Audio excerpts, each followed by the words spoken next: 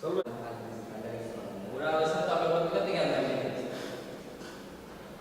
থেকে সরাসরি বাসায় আসছিলাম। তো ওইখানে কয়েকটা ছেলেরা ছবি তুলছিল, খারাপ খারাপ কথা বলছিল।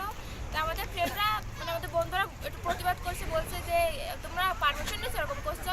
ওরা এসে পর মারামারি শুরু করে দিয়েছে।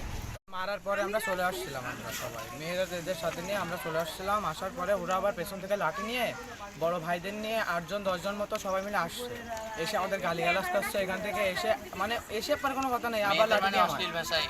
এবার আমার মারার পর আমি তো পড়ে গেছি। এবার আমার বন্ধুদের অর্ধমানা মারছে। তারপরে যে আশেপাশে যে আন্টিরা ছিল ওরা এসে ঠেকাচ্ছে, হাত পায়ে ধরছে, তাও ওরা থেকে আবার মারছে।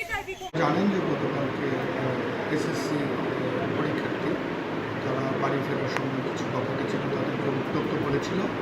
এই ঘটনায় মামলা হয়েছে। পরবর্তীতে এই ঘটনায় যারা জড়িত 4 জনকে আমরা গ্রেফতার করেছি। তাদের